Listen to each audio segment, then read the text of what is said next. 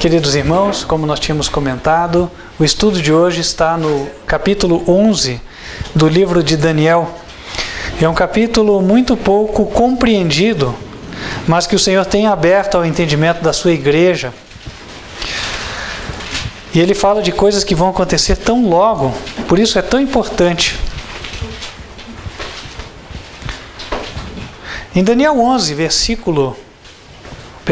10, versículo 1, começa a história do contexto de Daniel 11.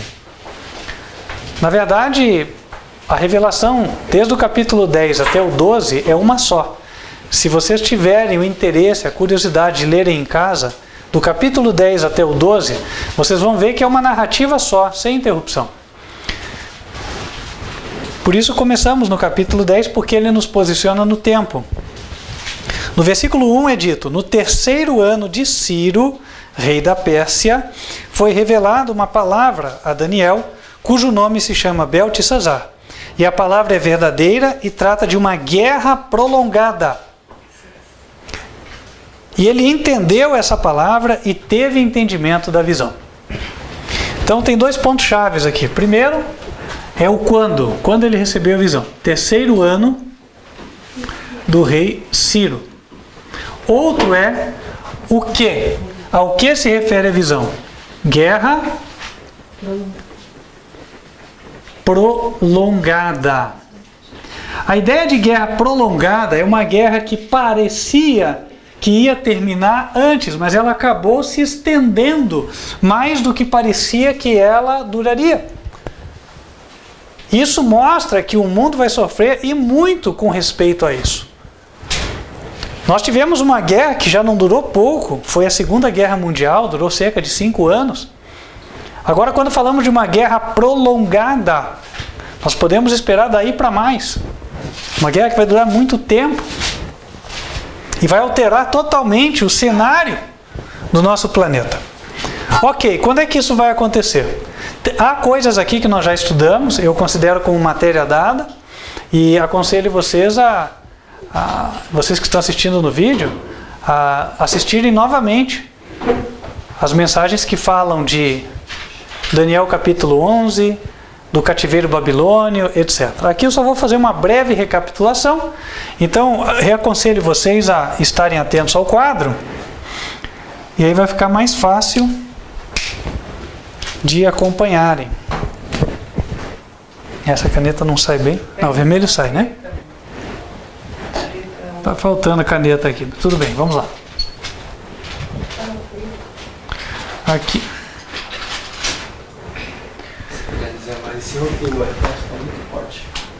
Então vou desenhar um pouco mais em cima aqui.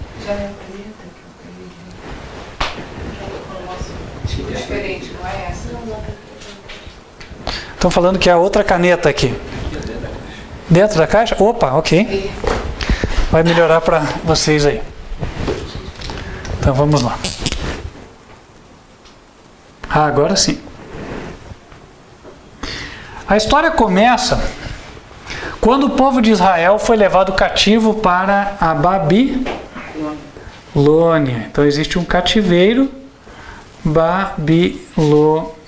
O que aconteceu? O povo de Israel se afastou de Deus. E aí Deus permitiu que eles fossem conquistados pela Babilônia. E lá permanecessem durante 70 anos.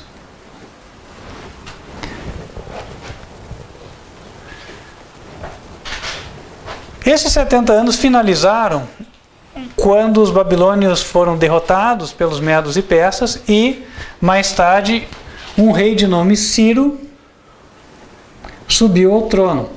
No primeiro ano desse rei, o rei Ciro, ele fez um decreto. Esse decreto aparece no livro de Esdras, capítulo 1. E nesse decreto ele liberou os judeus para retornarem para Jerusalém. E aí marcou o fim dos 70 anos.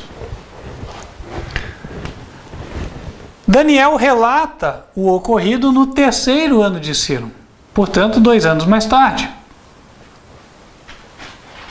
E a partir daqui é que nós temos a história de Daniel 11.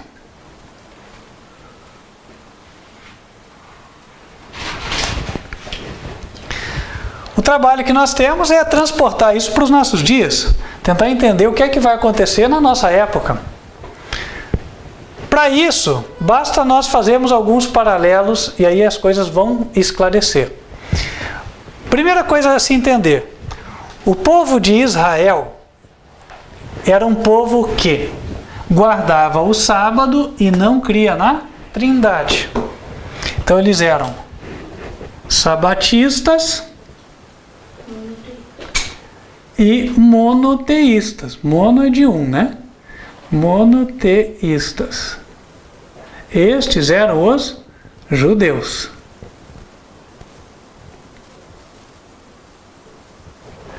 Quando eles foram levados cativos para a Babilônia, a situação deles mudou. Enquanto no Templo de Jerusalém eles tinham o privilégio de adorarem um único Deus, o Pai, quando eles foram levados cativos, eles eram obrigados a adorarem os deuses babilônicos. E os babilônicos criam na Trindade. A Trindade babilônica era composta de 3 deuses: Bel, Marduk e Ishtar, né? Tá aqui.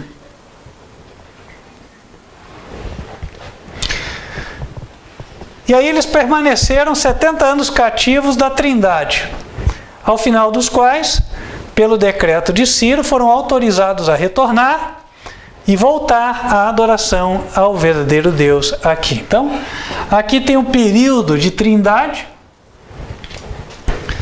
Vou escrever em... Essa aqui eu acho que pode ser que esteja boa. Aqui. E aqui há um retorno ao monoteísmo. O marco é esse aqui. Decreto do rei, do imperador Ciro. Ora, nos nossos dias, havia um povo que também era conhecido como sabatista e monoteísta, e inclusive se tornou o povo do sábado, por assim dizer. Quando você encontra alguém que guarda o sábado, geralmente as pessoas perguntam para ela: você é adventista? Não é assim? Adventista do sétimo dia. Os adventistas do sétimo dia são o povo mais numeroso da terra guardador do sábado, hoje. Isso há algumas décadas eles ultrapassaram os judeus em número. Portanto, o que foram judeus lá atrás, hoje, ou na era mais moderna, são adventistas. Eles nasceram como denominação em 1863 como sabatistas e monoteístas.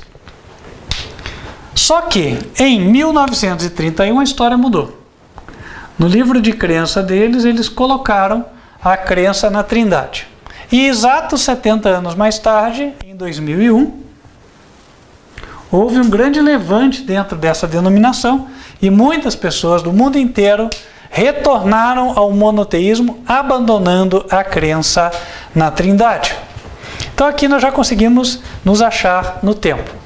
Ora, 2 anos depois de 2001, é onde a gente precisa chegar, é 2003. Pronto. Contexto de Daniel 11 é esse aqui. Então a revelação que nós vamos ver no capítulo 11 de Daniel é de 2003 para frente. O que ele fala? Daniel 11, versículo 2. E agora te declararei a verdade. Eis que ainda 3 reis estarão na Pérsia, e o quarto será acumulado de grandes riquezas, mais do que todos.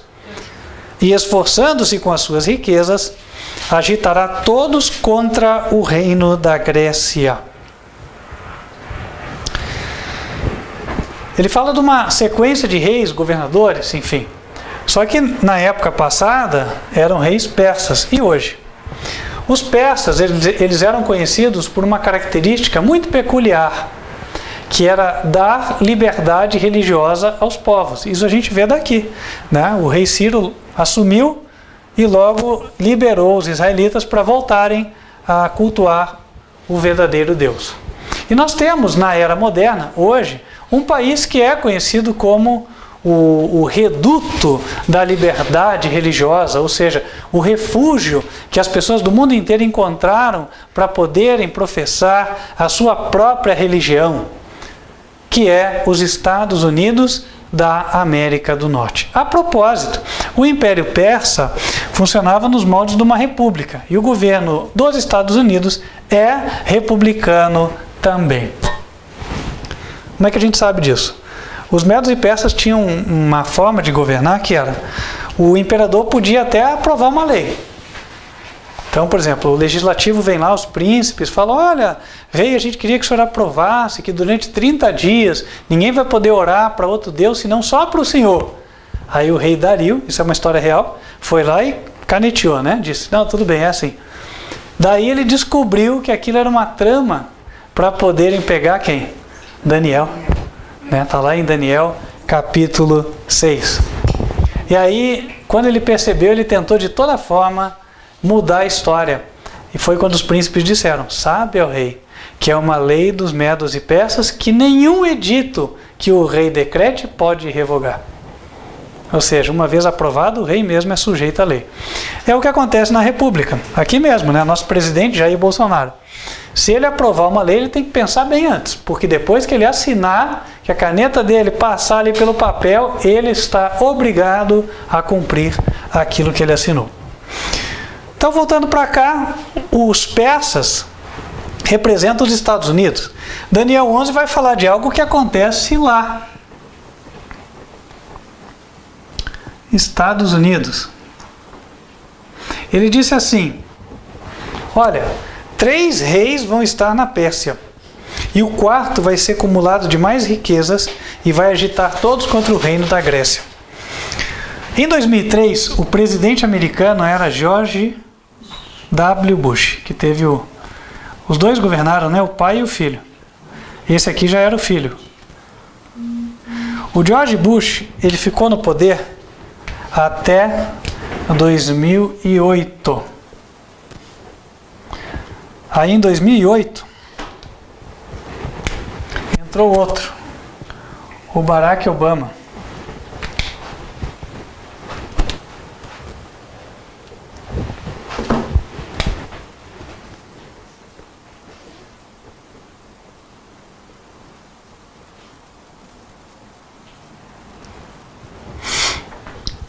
Então, em 2016 entrou outro, Donald Trump.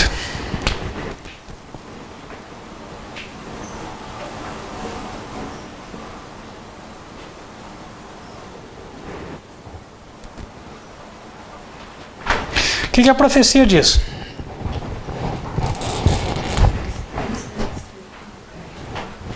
Estávamos aqui no ano de 2003. Mais 3 reis estarão no governo. Então veio o primeiro, Barack Obama. O segundo, Donald Trump. O terceiro, não sabemos. Mas o 4º vai se envolver em guerra. A guerra chega aqui, ó.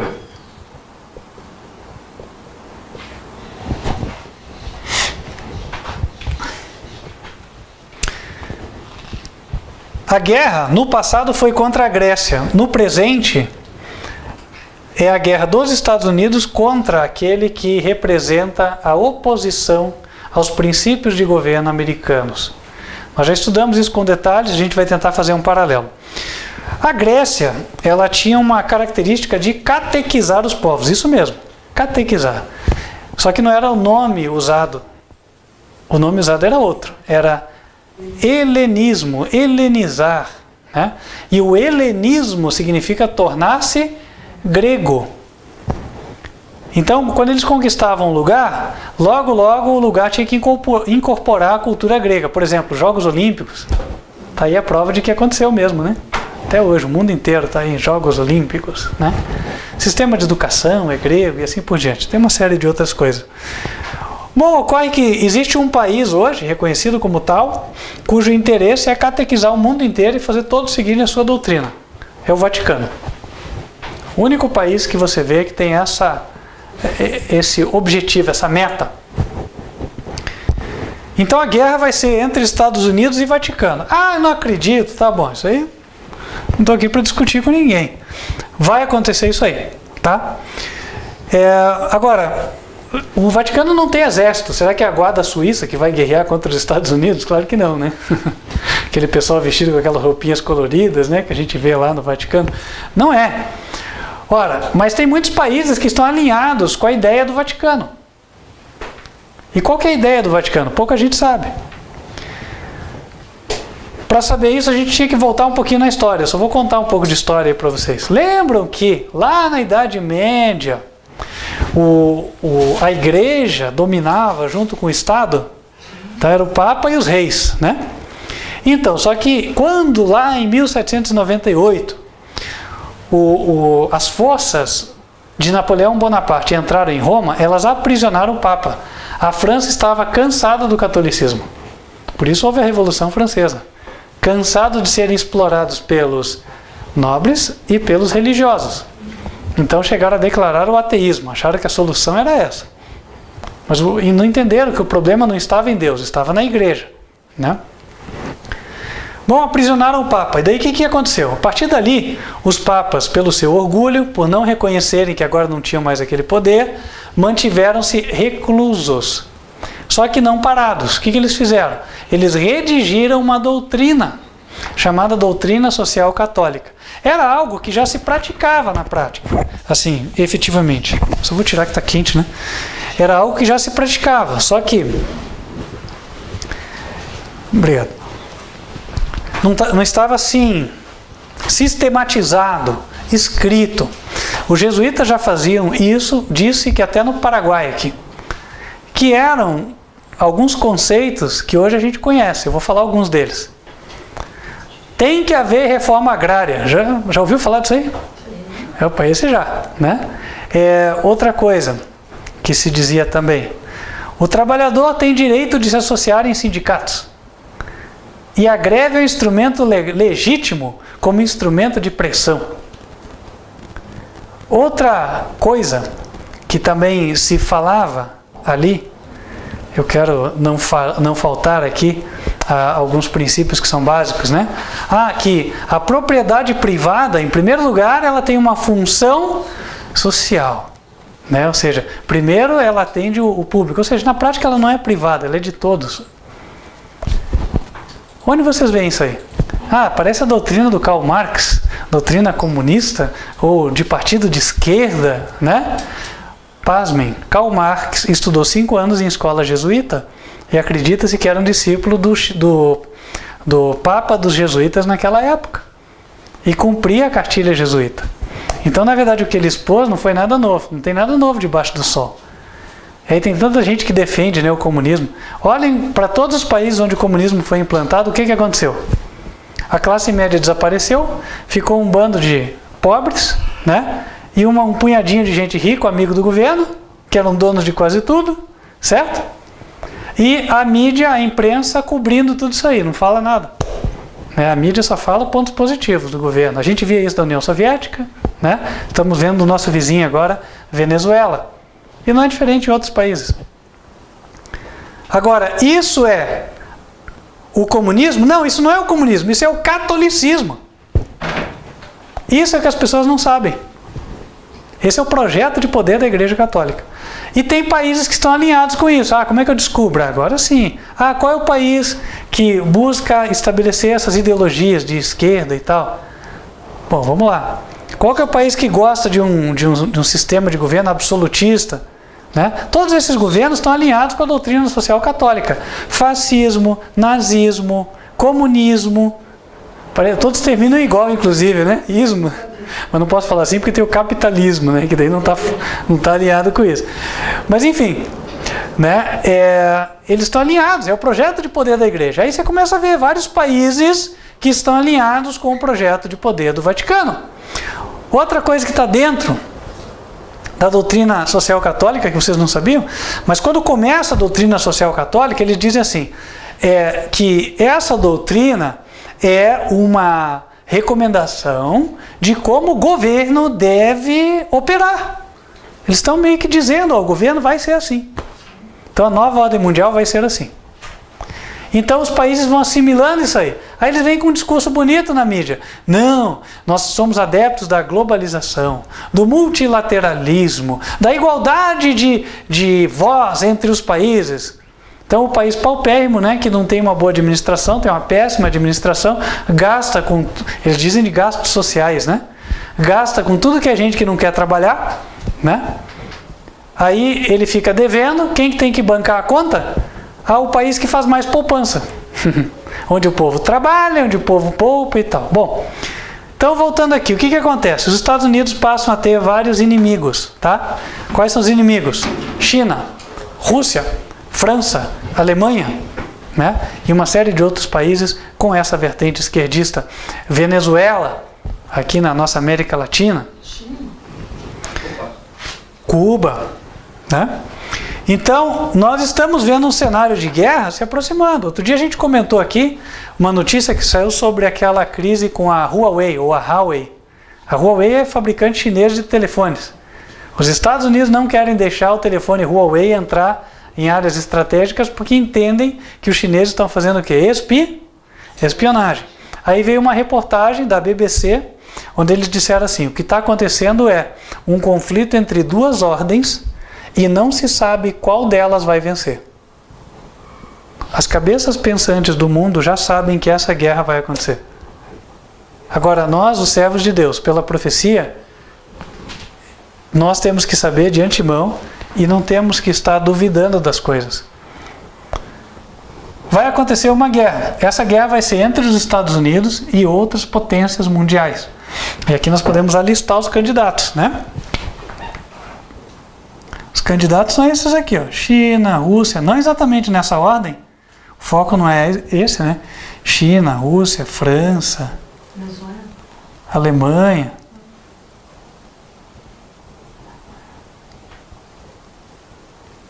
Essas três primeiras aqui são potências nucleares. Então imagine só o que vai acontecer, né? Temos aí a Coreia, que a Coreia está colada na China e na Rússia. Aquele do Kim Jong-un, né? Então, irmãos, está aqui, ó. Hoje nós estamos em 2019. Tá para finalizar-se o primeiro mandato de Donald Trump. Ó. Ano que vem tem eleições lá, nos Estados Unidos. Ou é esse ano? Não, acho que é ano que vem. Acho que é ano que vem. Tem eleições, aí, ó, já vamos para o terceiro, e aí é o quarto, se o Trump não for reeleito, né? Então, irmãos, as coisas estão se aproximando aí, ó, né? E aí nós vamos ter essa guerra, e vai ser uma guerra prolongada. E agora eu vou agregar uma informação, porque nós já temos a do ano do jubileu lá em 2036, então daqui não passa. E agora nós vamos encurtando aqui o cenário, olha, nós estamos em 2019. Para 2036, 17 anos aí, ó. Nesse intervalo de tempo vai acontecer a guerra prolongada. E essa guerra vai ter um desfecho lá na frente. Eu não estou falando das primeiras ações da guerra. A gente já comentou que essa é uma guerra que vai ter vários capítulos, né? Alguns ganhos pelos Estados Unidos, mas os capítulos finais serão ganhos pelo Vaticano. Por isso que no versículo 3 de Daniel 11, a Bíblia diz o seguinte: depois, quer dizer, lá na frente, se levantará um rei valente que reinará com grande domínio e fará o que lhe aprouver. Vai vir a nova ordem mundial.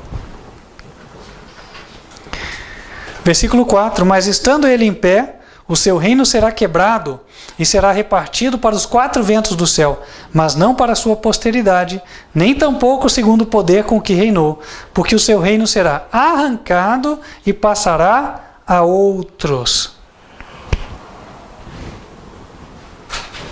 A gente sabe que no final o Vaticano vai perder o seu poder, né? Por quê? Porque Deus vai tirar esse poder. Mas nesse meio tempo, vão haver várias divisões. Tem uma pergunta ali, sim? Aqui, ó, esse quando fala esse rei valente reinará com grande domínio, ele é do lado do Vaticano, certo? Certo. Então ele é um papa. É um papa, é o João Paulo II. Mas vai causar destruição e daí vão reinar 4? Não é ele ainda, né? Tendo em pé o seu... Sim, eu estou me referindo ao final, né? Quando houver a nova ordem mundial, vai se levantar o João Paulo II. Agora sim, você está me comentando de um rei valente, ok, está aqui, verso 3, vai reinar um pouquinho antes, né? Versículo 4, estando ele em pé, o seu reino será quebrado e será repartido para os 4 ventos do céu, mas não para a sua posteridade, nem tampouco segundo o poder com que reinou, porque o seu reino será arrancado e passará a outros, ok? Vou fazer uma errata aqui. Nós vamos ter capítulos dessa guerra ganhos pelos Estados Unidos, mas finalmente os Estados Unidos serão derrotados, né? Só que daí o que acontece? O Vaticano também vai passar por um período de divisões. A gente vê aqui, né? O seu reino será quebrado para os 4 ventos do céu. Mas, ao final, nós teremos a implantação da nova ordem mundial, que aparece em Daniel 11 a partir do versículo 21, que diz assim: depois se levantará em seu lugar um homem vil, ao qual não tinham dado a dignidade real, mas ele virá caladamente e tomará o reino com engano. Quem é que vai enganar o mundo todo? Tem alguém que a vinda dele é com todo o poder e sinais e prodígios da mentira, com todo engano de injustiça. Esse é aquele que está mencionado aqui no versículo 21. Abram lá em 2 Tessalonicenses, capítulo 2. A Bíblia mostra ser ele, o João Paulo II, aquele de Apocalipse 17, o 8º rei. Como é que a gente sabe disso? Vamos lá para 2 Tessalonicenses, capítulo 2.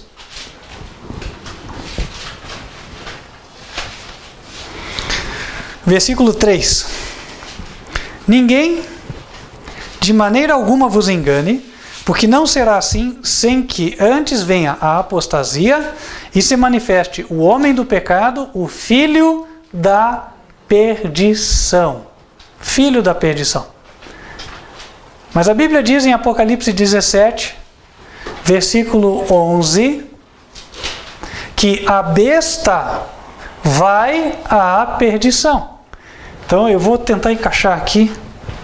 Vamos apagar o que está para trás, só para sobrar um espaço aqui, e a gente vai encaixar as coisas, tá?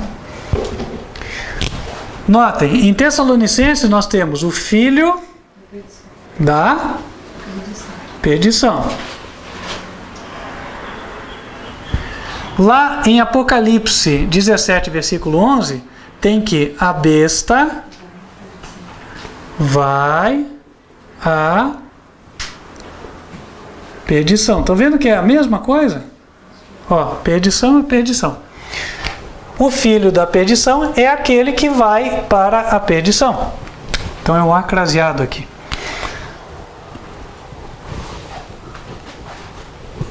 Esse que vai à perdição, o João Paulo II, a gente já sabe, né? Porque já estudou Apocalipse 17.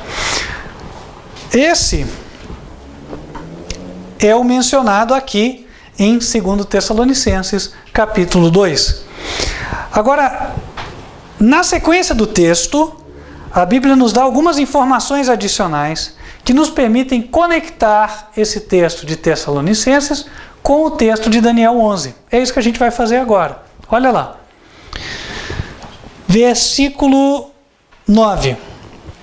2 Tessalonicenses, capítulo 2, versículo 9. A esse cuja vinda é segundo a eficácia de Satanás, com todo o poder e sinais e prodígios de mentira, e com todo o engano da injustiça, para os que perecem, porque não receberam o amor da verdade para se salvarem. Então, a vinda dele aqui é com todo o engano. Palavra-chave, engano. Agora a gente vai conectar ela lá em Daniel 11. Voltem lá para Daniel 11.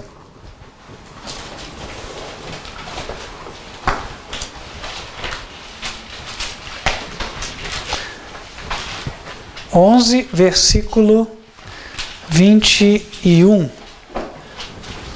Depois se levantará em seu lugar um homem vil, ao qual não tinham dado a dignidade real, mas ele virá caladamente e tomará o reino com engano.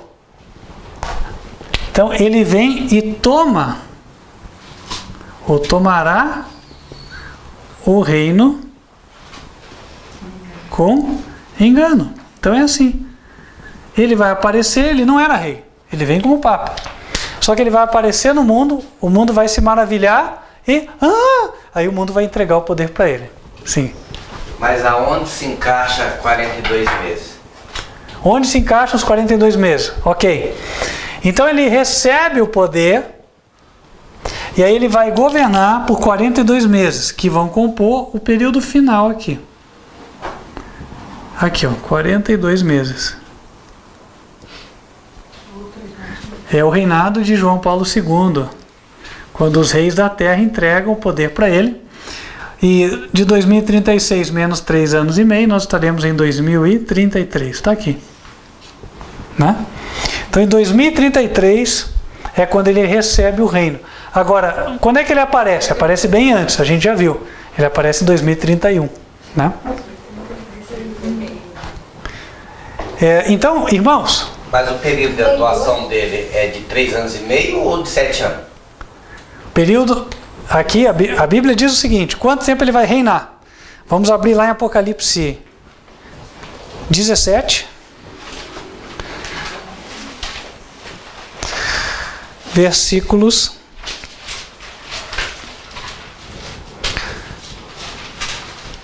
12 e 13. 12. E os 10 chifres que viste são 10 reis que ainda não receberam o reino, mas receberão o poder como reis por 1 hora, juntamente com a besta. 1 hora a gente já sabe, é equivalente a 15 dias. Né? Então, os 10 reis da terra vão entregar, ou vão reinar junto com o João Paulo II por 15 dias. Aí, versículo 13. Estes têm o mesmo intento, e entregarão o seu poder e autoridade para a besta. Então, eles reinam 15 dias junto com a besta e entregam o seu poder para a besta. Lembrando, por que nós estamos falando que 1 hora é igual a 15 dias? Ora, porque a Bíblia diz em Números 14, verso 34, que um dia também equivale a 1 ano. Então, fazendo a correlação, a gente chega lá, tá? Ora, então, eles reinam juntos 15 dias e entregam o poder para o Papa. E daí? Apocalipse 13, falando da besta, versículo 4. E adoraram o dragão que deu à besta o seu poder, e adoraram a besta. Verso 5. E foi-lhe dada uma boca para proferir grandes coisas e blasfêmias, e deu-se-lhe poder para continuar por 42 meses. Claro, continuar, porque ele já estava reinando há 15 dias. Né? Então, olha só. Ele reinou aqui 15 dias, né? Aqui. Então foram 15 dias. E aí continua por mais 42 meses. Ora, mas para começar aqui a reinar, quer dizer que ele apareceu antes. Porque lá em Daniel 11 diz, se levantará um vil. Mas ele não tinha autoridade real. Então quer dizer que o Papa vai aparecer no mundo aí, e o povo vai... e aos poucos o mundo vai se curvando a ele. Isso demora um tempo. Ou seja... O quarto reino aí faz parte dos 10 blocos econômicos mundiais que entregarão seu poder e autoridade à besta? Esse quarto... Vamos lá, o quarto presidente americano. Eu já entendi a dúvida. A dúvida está no seguinte. Ora, tudo bem, vem esse quarto presidente americano, ele se envolve com guerra contra os outros países. E daí? Quando é que vem a nova ordem mundial, que ele se organiza e tal? Depois. É aí que a gente vai ver agora em Daniel 11. Quer ver? Vamos voltar para Daniel capítulo 11. Mesmo os Estados Unidos hoje faz parte dos 10 blocos? aí foi colocado, os Estados Unidos fazem parte dos 10 blocos. Hoje, os 10 blocos, segundo o mencionado na Bíblia, ainda não foram formados. Né? Por quê? A Bíblia diz que os 10 chifres que viste são 10 o quê? Reis. Quer dizer que vão ser 10 monarquias. Enquanto não se formar 10 super países com governo monárquico, com um rei no trono, né, não chegamos àquele momento. Um detalhe, essa semana até eu recebi uma notícia, veio pelo MSN aqui. Você sabia que o bisneto da princesa Isabel está articulando para voltar a ser rei aqui no Brasil? O tal do Orleans de Bragança. E faz pouco tempo atrás, foi em Brasília, foi bem recebido até por vários deputados e tal. E que um membro da família Orleans de Bragança quase foi o candidato a vice do Jair Bolsonaro? Né?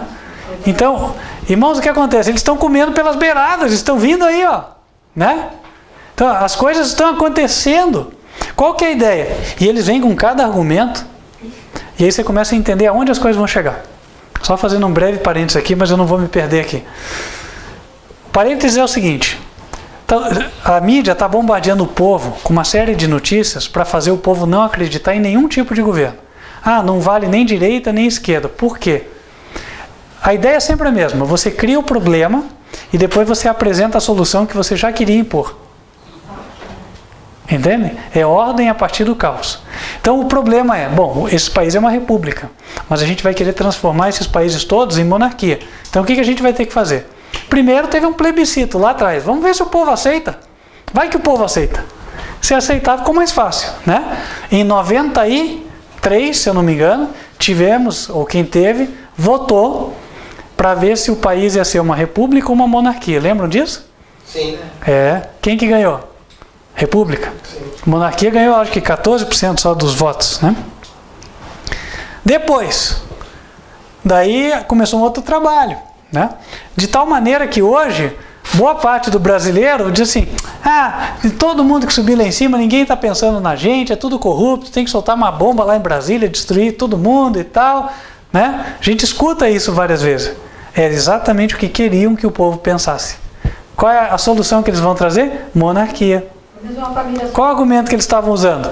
Não, olha, se fosse um rei no trono, não ia ter esse problema todo que a gente está vendo no Congresso. Ele ia simplesmente dissolver o Congresso e ia convocar novas eleições para novo parlamento.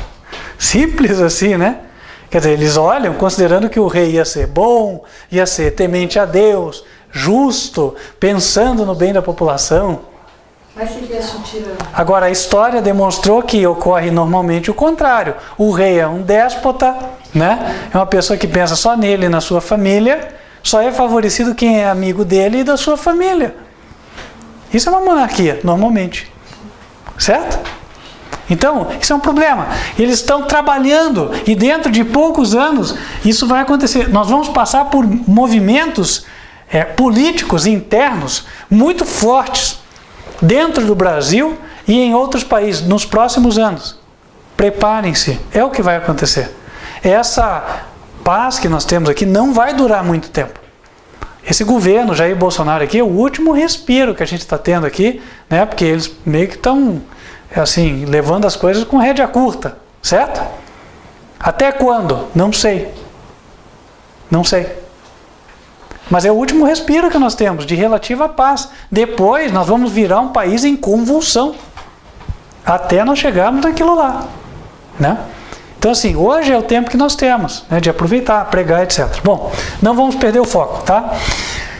Então, tem o segundo, o terceiro, quando chegar o quarto presidente americano, chegamos no período da guerra anunciada em Daniel, capítulo 11. O que eu vou recomendar para vocês? Olha, querem entender bem o capítulo, todos os versos, comprem o livro, porque assim, são 45 versículos, não tem como explicar aqui num sermão. Ia cansar os irmãos não iam entender. Nós temos o livro aqui, porque eu não estou vendo na mesa, né? Mas se tiver algum, a gente até mostra. Tem aqui? Não, aqui não. Então, irmãos, mas já temos um livro sobre Daniel 11, tá? E no livro você fala sobre os 10 blocos? Sim, o livro fala sobre os 10 blocos, né? Quando vem a nova ordem mundial, tudo certinho, né? para ficar encaixado. Aqui a gente vai tentar encaixar, mas assim, o livro fala com mais detalhes, óbvio, né? Não tem como a gente ser tão detalhista aqui. Daniel 11, vamos lá para Daniel 11, versículo 5. Não, eu vou chegar direto aqui.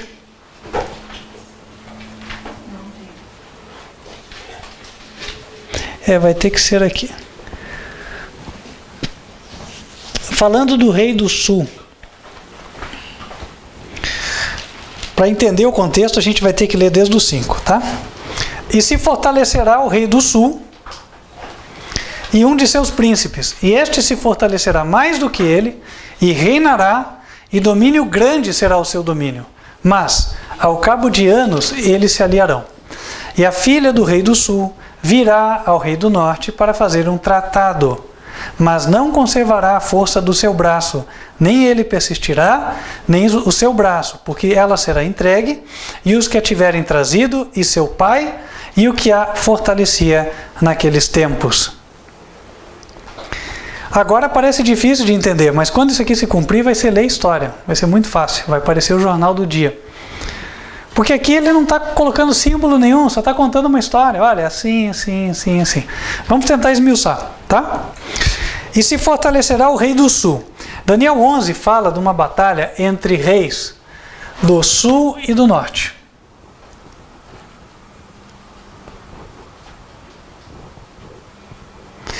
E os reis do sul e do norte já foram identificados quando a gente tratou de quem ia protagonizar a guerra aqui, né? Um deles, os Estados Unidos, outro, Vaticano, representado aqui pelos seus apoiadores. Quem é quem na história? Em Jeremias capítulo 1, a Bíblia menciona o rei do norte e diz ser ele o rei da Babilônia.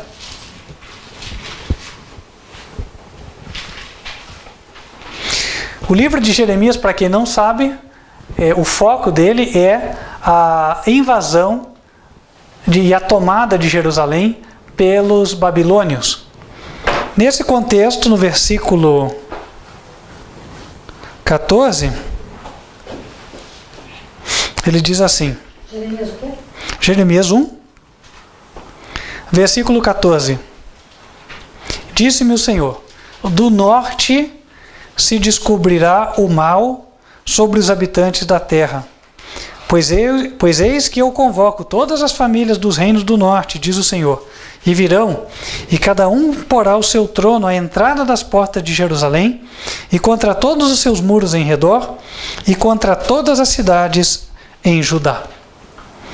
Então o rei do norte era a Babilônia. Babilônia era a crente na Trindade. Daí fica fácil a conexão com os dias de hoje, né? Quem é que ventila a crença na Trindade para o mundo todo? O Vaticano. Então ele assume esse personagem de rei do norte. Rei do norte. O Vaticano, ou seja, o Papa, o rei do norte. Está aqui. Rei do norte é o Papa. E aí o rei do sul é o contrário dele, o que já foi identificado lá no início do capítulo 11, no caso, o presidente americano. Presidente dos Estados Unidos da América. Identificados os atores, agora é só seguir a história. Verso 5. Se fortalecerá o presidente americano, o rei do sul, e um de seus príncipes, um dos que compõem o seu governo. Um dos seus príncipes, se fortalecerá mais do que ele. Em vários governos ocorreu de que uma figura protagonizou mais do que o próprio presidente. Um exemplo se deu aqui no Brasil com Fernando Henrique Cardoso, quando ele foi ministro foi da Economia, se eu não me engano, antes de ser presidente, não foi? Foi quando aí implantou-se o Plano Real. Certo? Quem era o presidente na época era o Itamar Franco, e acabou que o Itamar Franco ficou em segundo plano, e quem realmente cresceu no cenário foi o Fernando Henrique Cardoso. Então, o que a Bíblia está tratando é de um cenário semelhante a esse, que a gente já viu, né? Tem o presidente, mas de repente uma figura dentro do governo acaba ficando mais proeminente. Um de seus príncipes se fortalecerá mais do que ele e reinará, e domínio grande será o seu domínio. É o que aconteceu aqui no Brasil, né? O ministro, de repente, se tornou o próximo presidente, tá? Versículo 6. Mas, ao cabo de anos, eles se aliarão. Quem? Rei do Sul e Rei do Norte. A filha do Rei do Sul virá ao Rei do Norte para fazer um tratado, mas não conservará a força de seu braço. Nem o Rei do Sul, nem ele persistirá, nem o braço do Rei do Sul. O que está dizendo aqui? Quem é filha? Mulher na Bíblia representa a igreja. Ok. A filha do Rei do Sul tem que ser uma igreja que nasceu nos Estados Unidos. Né? Existiram várias que nasceram lá, mas tem uma especificamente que não tem acordo com o Vaticano, ou pelo menos quando nasceu não tinha, e aqui passa a ter. Era a igreja que guardava o sábado, que o Vaticano apregou o domingo, certo? Então esta era a igreja adventista do sétimo dia. Aqui é dito que ela vai, né, se alinhar com o Vaticano, vai buscar fazer um tratado. Mas ela vai, agora nesse contexto da profecia, enviada pelo governo americano. Ou seja, ela cumpre um papel político aqui, né? Ou seja, não é só ir de moto própria, eu estou indo lá no Vaticano, mandei o representante. Não é assim. Aqui diz que há uma união. É o governo americano junto com essa igreja. Opa, então tem um tratado aqui, né? Há uma conversa antes, depois ela vai, não, você vai, mas você vai para tratar de tecer uma aliança política com um propósito específico, né? Só que é dito assim, ó, nem ela, nem o governo americano vão se beneficiar disso, não vão conservar a força do seu braço. Na Bíblia, o braço representa a força. Se for de um país, é a força do exército. Se for de uma igreja, é o poder que ela tem de atuar com liberdade, né, de fazer os seus projetos, de cumprir e tal. Ambos vão perder essa liberdade, tanto a igreja quanto os Estados Unidos. Por quê? Ora, porque o Vaticano não está alinhado com os projetos de Deus. O Vaticano está apregoando a crença no domingo. Então acontece que,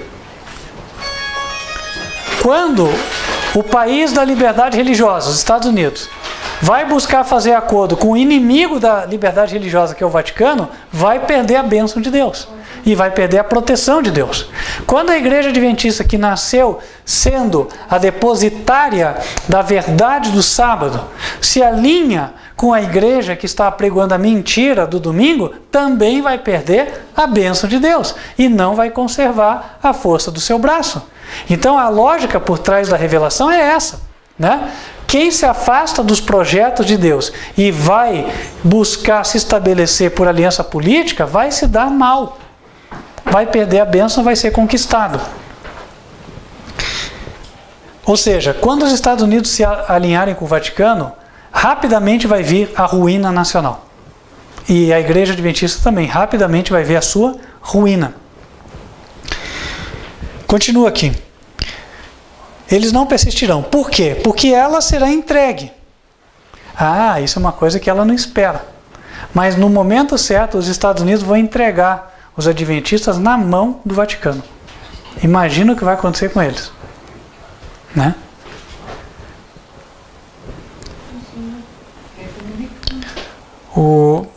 Outra coisa, ela será entregue. Ah, vocês querem ter uma ideia do que vai acontecer? Lembrem do que aconteceu na época de Hitler, dos judeus. O ódio não passou. Não estou exagerando. Não estou exagerando. Qual é a característica dos judeus? Guardam o sábado. Qual é a razão pela qual eles foram quase dizimados? Por causa dessa. Não tem outra razão não, irmãos. Não pensem em outras coisas.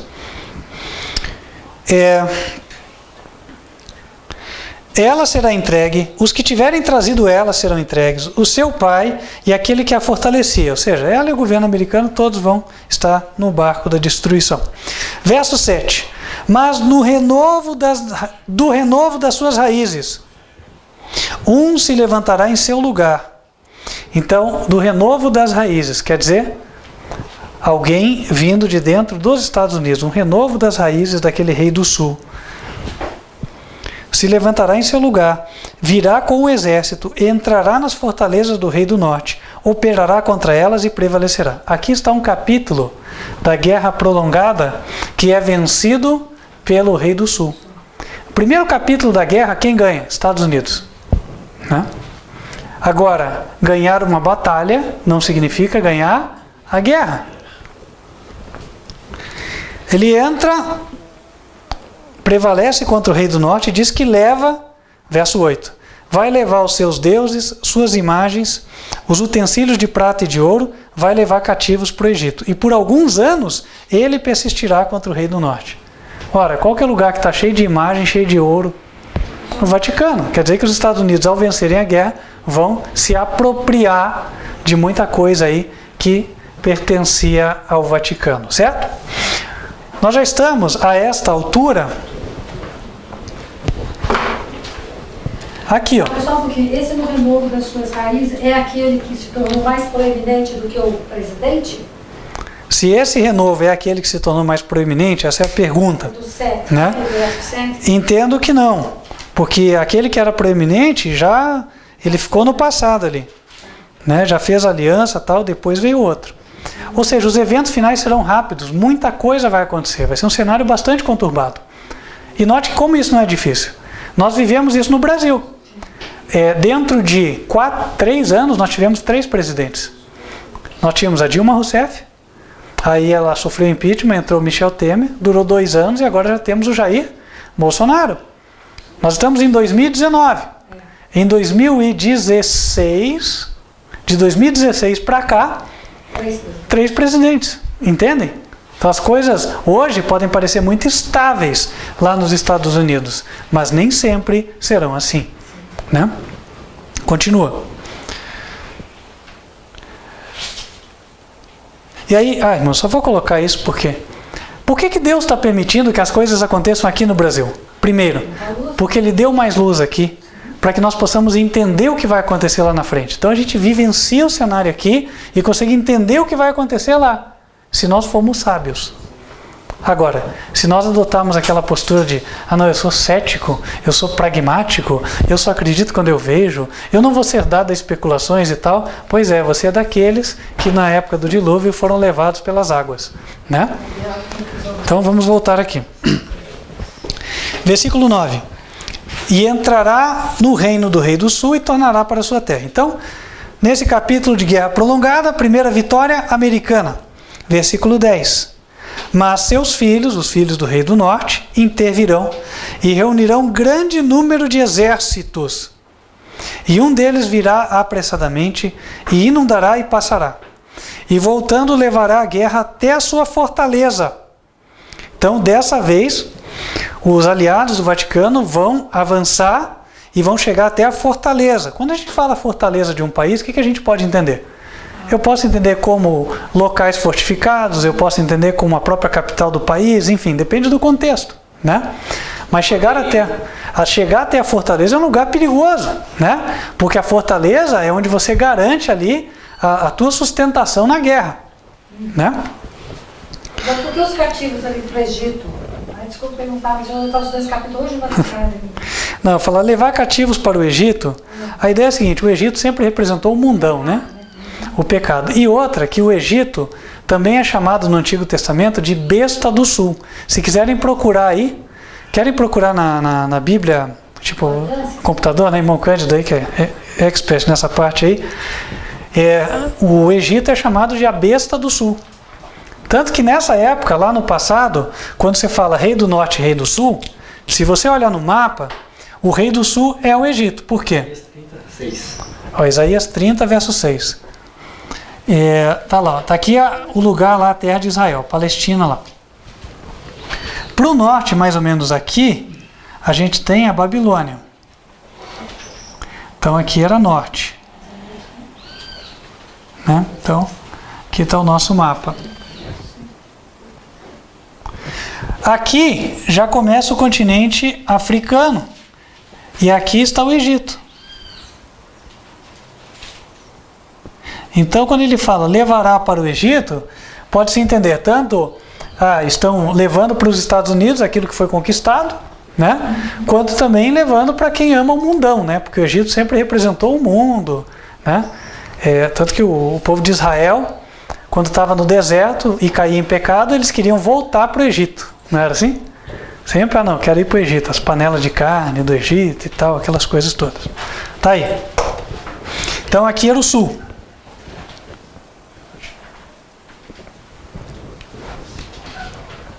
Isaías 30, verso 6, para quem quer anotar. Deixa eu ver se é esse mesmo. Esse gráfico também está no livro? Não. Esse gráficozinho assim? Tem no livro. Só esse detalhe que a gente não fez essa junção. Mas daí nós mandamos o gráfico via Zap. Lembra? E depois a gente passa para você via WhatsApp. Temos o gráfico em PDF, né? Então Isaías 30, verso 6. Peso dos animais do sul. Verso 7, porque o Egito os ajudará em vão e para nenhum fim. Então tá aí. A ideia é o rei do sul, Egito, né? Bom, voltando. Então agora os aliados do Vaticano vêm no segundo capítulo da guerra e chegam até a fortaleza americana. E aí o que acontece? Reação americana. Versículo 11. Então o rei do sul se exasperará e sairá e pelejará contra ele, contra o rei do norte. Ele porá em campo grande multidão. O rei do norte vai pôr uma multidão de exércitos contra os Estados Unidos. E a multidão será entregue nas suas mãos. Os Estados Unidos vencem a batalha. Verso 12. E aumentando a multidão, o seu coração se exaltará. Mas ainda que derribará muitos milhares, não prevalecerá. Quero fazer uma pausa aqui. Esta época vai ser um momento de prova da nossa fé. Assim como foi em termos de Apocalipse 17, quando Bento XVI renunciou e o Francisco veio a aparecer votado como Papa. Eles vão dizer que essas profecias que falam de lei dominical não tem nada a ver, está tudo errado, essas profecias de que ia haver a ruína nos Estados Unidos não tem nada a ver, que eles estão mais prósperos do que nunca, essas profecias de que ia haver a nova ordem mundial e que o Papa ia governar, estão todas furadas, porque os Estados Unidos ganhou a guerra. Ou seja, aparentemente, tudo aquilo que a profecia fala que vai acontecer para o tempo do fim, vai aparecer que não se cumpre. Vai parecer que não se cumpre. E essa vai ser a prova da nossa fé, porque a fé é a certeza das coisas que se esperam, a convicção dos fatos que não se veem. Só que, o que nós devemos fazer então? Continuar pregando e esperar. Vai ter muita oposição, como tem, né? Hoje tem gente zombando. Cadê o Papa João Paulo II? Bom, eu tenho sido levado a responder, aguarde e confira, né? Se tardar, espera.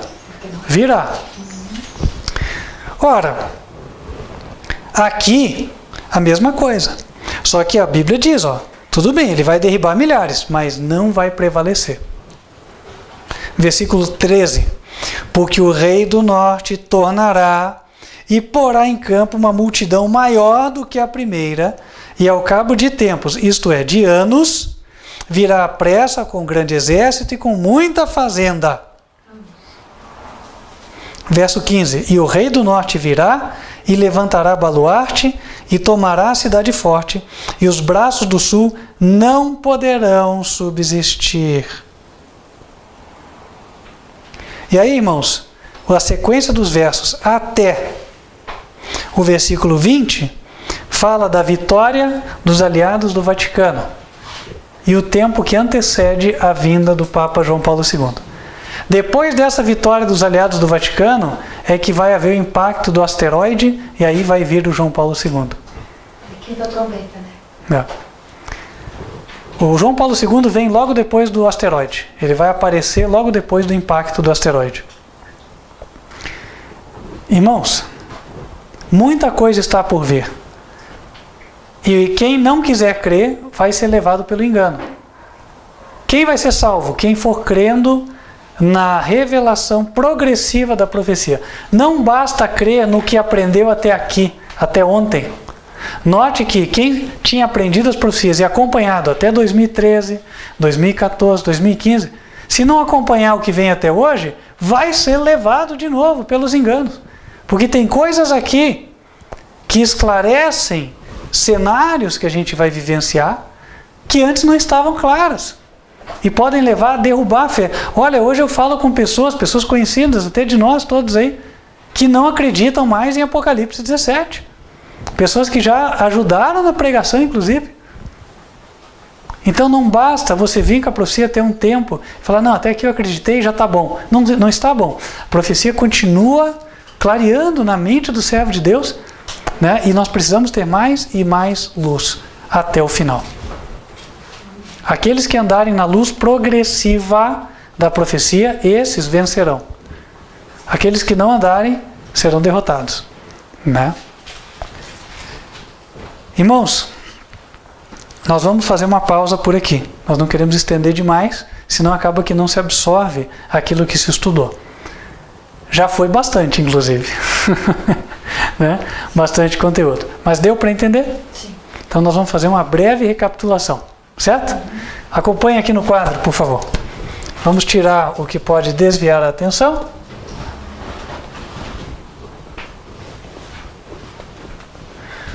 E vamos lá. A história toda começa quando, em 2003, inicia-se a contagem dos presidentes americanos. Segundo a profecia, depois de 2003 ainda virão 3 presidentes. E o 4º se envolverá numa guerra com os aliados do Vaticano.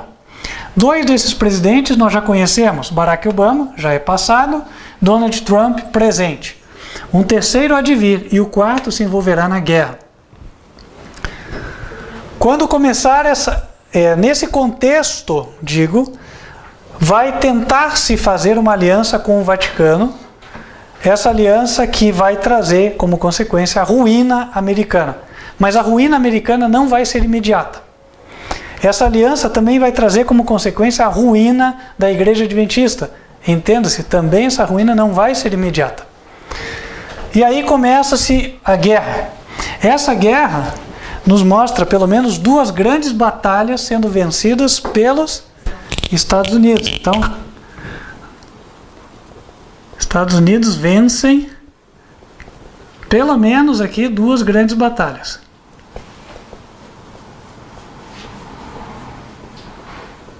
Mas passam-se então alguns anos e aí tem o outro capítulo, o 3º capítulo, quem vence é o Vaticano. Está o 3º capítulo aqui.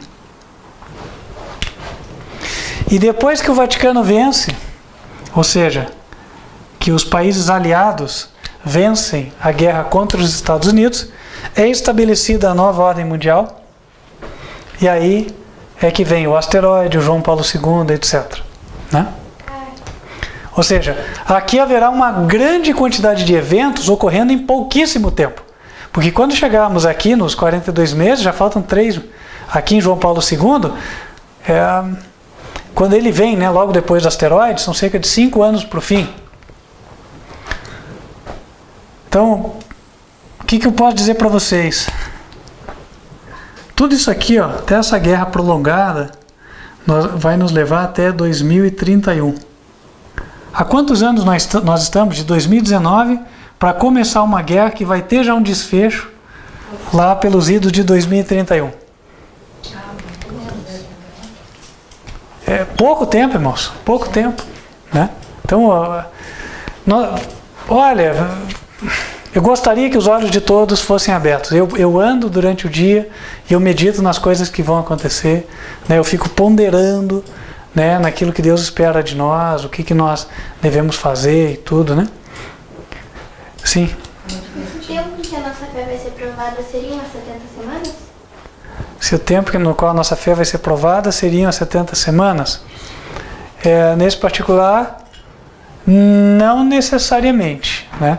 Também vai ser um tempo de provação, mas pode começar antes, né? Mas está envolvido, sim, está envolvido. Pode fazer parte. Irmãos, deu para ter uma ideia do cenário? Vem muito. Voltaremos a falar. Voltaremos a falar, né? Claro, porque na medida em que o tempo vai andando, aqui ó, podem ter certeza que em 2023, quando nós estivermos revisitando esse tema, o cenário vai estar bem mais claro, certo? Porque na medida em que passa o tempo, a gente assimila melhor o que aprendeu, né? E a gente começa a ver as coisas se encaixando mais, né? E o cenário vai ficando mais claro. Mas eu recomendo para vocês algumas leituras que vão facilitar o entendimento. Principalmente os livros novos que saíram agora, né? Nós temos esse aqui, que é o História da Verdadeira Igreja. Temos aqui o 8º, que é atualizado. Temos o Daniel 11, né? Que saiu também faz um mês. E vamos ter agora na sequência o Daniel 8. Vocês têm bastante leitura. Eu estou falando de quase 400 páginas de leitura. Então, tem uma boa atividade, né? Aproveitar bem aí as tardes ou as manhãs, não sei como é que é o horário de cada um, as noites, né? Os sábados à tarde, né? Às 2 da manhã. Às 2 da manhã, enfim, né? Aproveitem. Gente, vocês têm um tesouro na mão disponível, que é o conhecimento, né? Façam bom uso do conhecimento. Façam bom uso dele. Assimilem esse conhecimento, né? Porque daí quando chegar o tempo, vocês vão poder se lembrar do que estudaram, do que viram e tal, né? Vocês vão estar muito melhor preparados para enfrentar aquilo que vem, né? Irmãos, fica o apelo. O apelo é assim, né? Está lá em 1 Tessalonicenses, capítulo 5,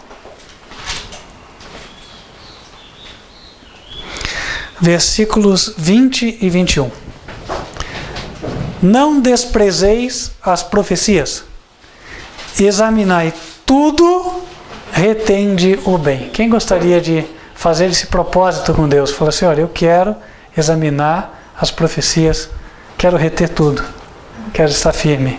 Amém. Vamos acompanhando a luz em nome de Jesus. Amém? Amém.